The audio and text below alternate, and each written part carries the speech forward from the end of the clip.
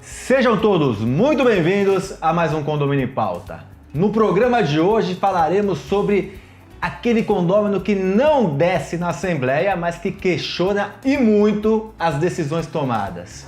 O que fazer com ele? Ele tem razão? Dá pra gente prevenir essa situação? Eu acho que você que é síndico passa muito por isso, né? Temos dois convidados que conhecem muito do assunto e vão falar sobre o que fazer, como remediar e alguns casos bem interessantes. Então, vem comigo, vem com a gente.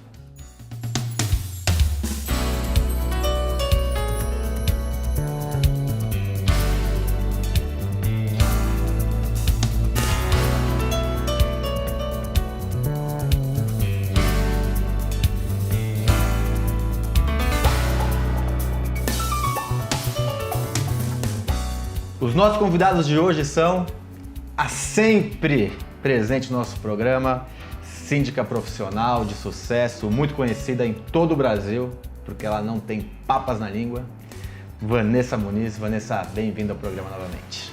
Ai, Ricardo, um prazer enorme estar aqui com você, com o Antônio Carlos. Um prazer enorme. Puxou até o sotaque. Você viu? Carioca, da Gema, é síndico dos condomínios no Rio, de sucesso.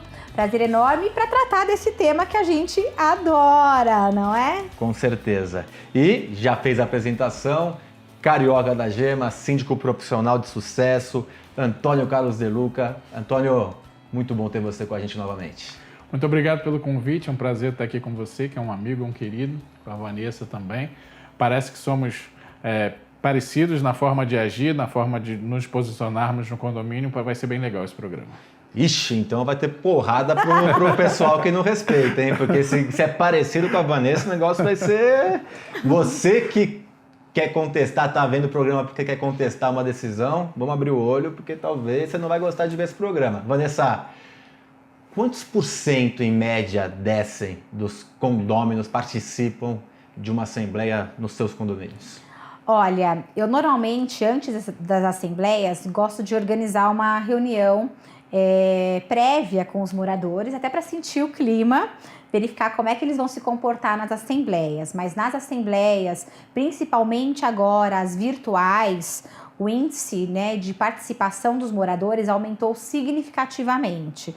Tem condomínios que eu tenho participação de 40% a 50% dos moradores. Mas vamos lá, olha, é importante isso. Aumentou significativamente. Opa, eu travei aqui, mas foi.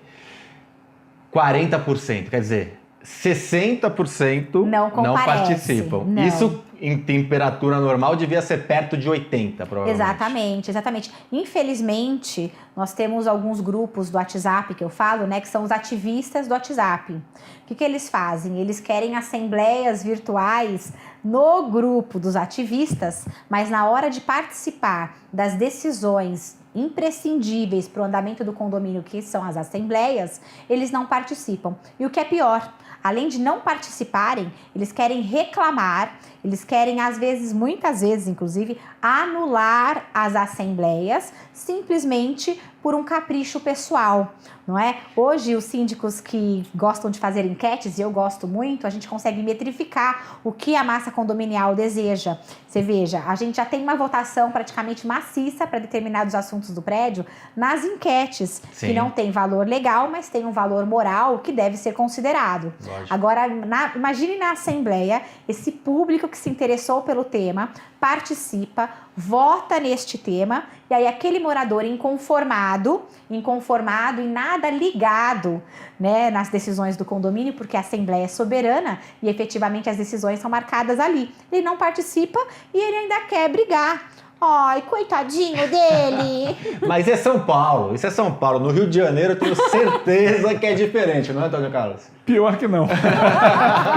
É igual. Eu acho que isso, na verdade, vai acontecer em qualquer lugar do mundo, porque eu acho que isso é inerente ao ser humano. O ser humano gosta do conflito, infelizmente. E aí uma coisa importante que a Vanessa falou é o seguinte, as principais decisões do condomínio são tomadas na Assembleia. E é aquele momento que as pessoas têm que participar. Você vê hoje, e já há algum tempo, na verdade, o esvaziamento das assembleias por N questões. Agora foi por causa da pandemia que a gente conseguiu reverter um pouquinho com as reuniões virtuais. Mas você pega assembleias que o condomínio está tão mal gerido que a pessoa perde a vontade de ir para a assembleia. Na verdade, deveria ser o contrário. Ela deveria ir para ajudar a gestão. Ela perde a vontade. Existem condomínios, já aconteceu comigo, onde a oposição ela cria táticas para fazer o esvaziamento da assembleia, entendeu? Ao ponto de brigar na assembleia fisicamente e tal, para que em algum momento a assembleia fique vazia e eles tenham quórum para tomar conta das decisões e aquela pessoa não percebeu que ela deixou de ir e ela jogou o condomínio na mão de um determinado grupo, entendeu? Depois não vai poder reclamar, entendeu? Então, é uma série de questões. Hoje em dia, realmente, com as reuniões virtuais, o número de participantes das assembleias aumentou. Mas aumentou também perto disso que ela falou. Aumentou perto do que ela falou, porque antes das assembleias virtuais, você tinha aí condomínios, às vezes, de 100, 120 moradores, que você tem 15 pessoas participando. 10%, 15%. É um absurdo. Não, eu fui num condomínio uma vez, eu nunca vou esquecer. Eu era muito novo e eu estava conhecendo, eu queria ver como alguns gerentes faziam as assembleias. E aí eu fui num condomínio uma vez que na assembleia estava só o síndico. Só o síndico. Estava o gerente da administradora e o síndico. Então, quer dizer, as decisões foram tomadas pelo síndico e não tinha nenhum quórum qualificado, então ele que foi levantado ali, ele deliberou. E aí vão reclamar, o cara é síndico, ele desceu na assembleia e tem um grande problema, né?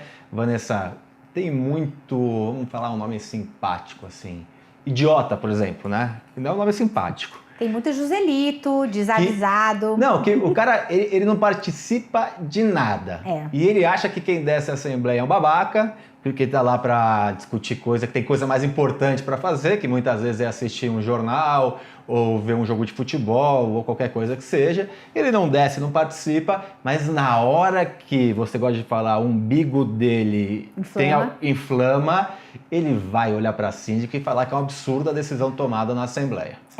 E o pior de tudo é ele chegar e falar assim, você não agiu de forma transparente na assembleia. Eu falo, não, o senhor estava presente? Aí ele fala, não, eu não pude participar. Eu falei, me diga uma coisa, o senhor deve participar então das outras, porque essa aconteceu nos mesmos moldes. Aí ele fala, não, é que eu não tenho como participar. Senhor, olha, se o senhor não estava presente, o senhor não pode agora reclamar, né? Tem que participar da assembleia, senão não funciona. Ele tem o direito de dar uma procuração para alguém para representá-lo, na verdade. Exatamente. E também não faz Mas isso, ele não né, faz por quê? Porque ele é pipoqueiro. Ele gosta de fazer o quê? Pipoca. Ele gosta de inventar coisas, falar muitas coisas que são inverídicas, gosta de inflamar no grupo do WhatsApp. É que a maioria não está preocupado com a gestão do condomínio. Está preocupado com ele. Se não atinge ele, dane-se. Por isso a que eu partir falo. do momento que atingiu ele, aí sim é um absurdo. Exatamente. Por isso que eu falo do direito umbilical, que é o quê? Nada mais é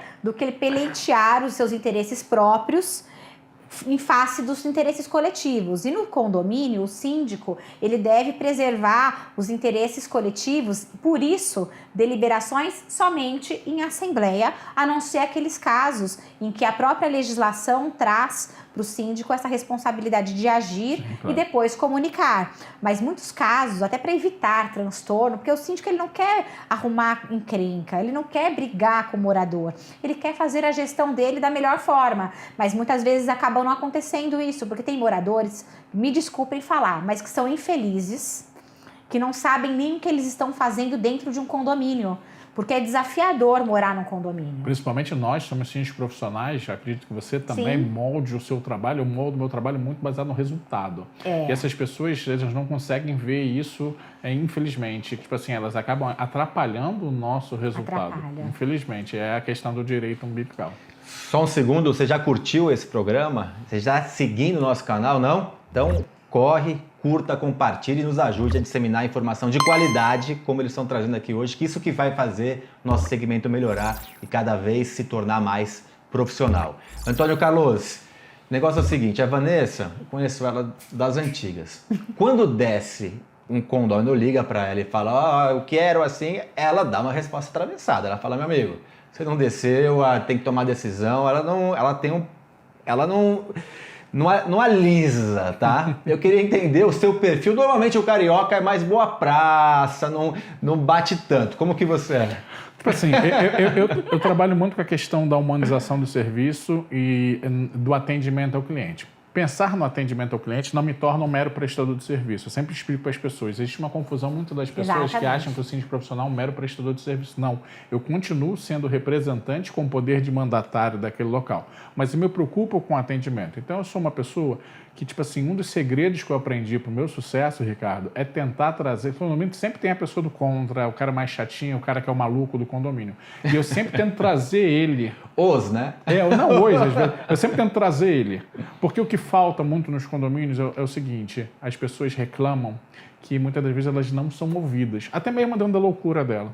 Mas para ela, se você ouvir, você já está muito melhor do que as outras pessoas que sequer ouviram ela. Entendeu? Então, tipo assim, eu tenho uma preocupação de tentar entender qual é a demanda daquela pessoa, qual é a dor daquela pessoa. Depois eu vou fazer uma análise se a dor realmente é uma loucura, se a dor realmente se encaixa, levo para o conselho, converso para buscar o entendimento se eles vêm da mesma forma, qual é o histórico do condomínio com aquela pessoa. Então eu faço um trabalho amplo, tentando trazer aquela pessoa para o dia a dia do condomínio, porque aquela pessoa, se você consegue fazer isso, vai ser depois a sua maior defensora, porque você fez por ela algo que ninguém fez.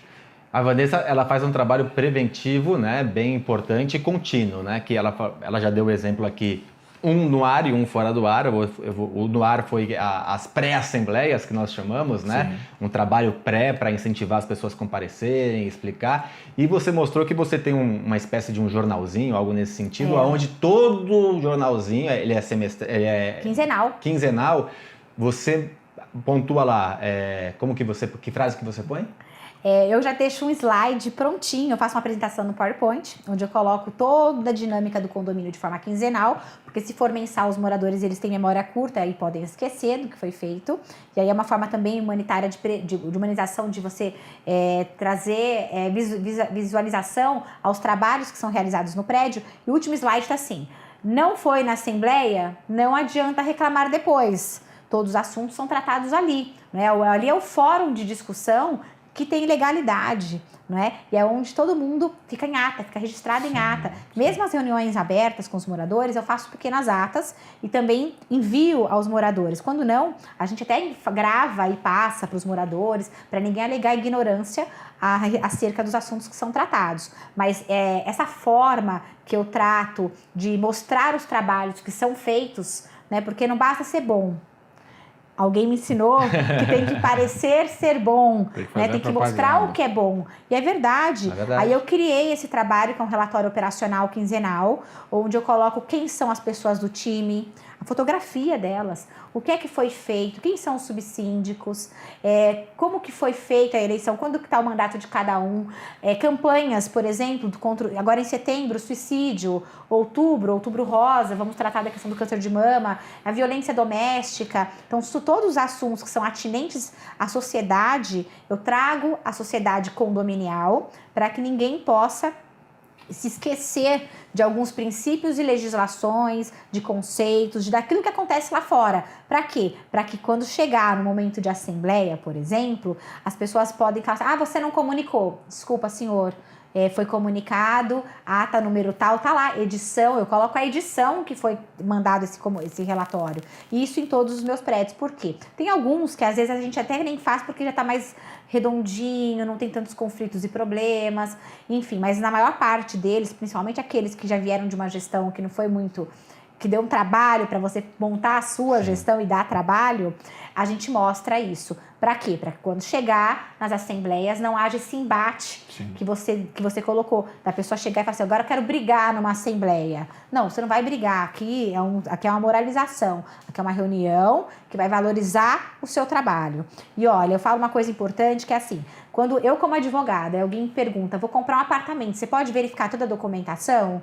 Eu sempre falo: peça as últimas 10 atas de assembleia. Aí o cara fala: mas por quê? Eu falei: você não sabe se você vai morar num Pombal, se você vai morar numa república, você não sabe se você vai morar no manicômio, você não sabe se você vai morar num prédio de valorização. Então, assim, eu tento mostrar aos moradores que o que acontece nas assembleias é documentado e é isso que também vai trazer valorização patrimonial para o empreendimento. Perfeito. Eu quero saber também do Antônio Carlos se ele faz um trabalho contínuo, você não vai me falar agora, só no segundo bloco. Quero saber também de cases, eu tenho um para contar que é interessante de um amigo meu. E quero saber quando que vale a pena levar a sério e analisar esses pedidos, por mais que o condômino não desça ou nunca desça numa assembleia. Às vezes também ele tem razão, é o que você falou da dor. Então, isso vocês vão pensando, me respondem no segundo bloco. Você que está em casa terá essas respostas e muito mais na sexta-feira. Até lá!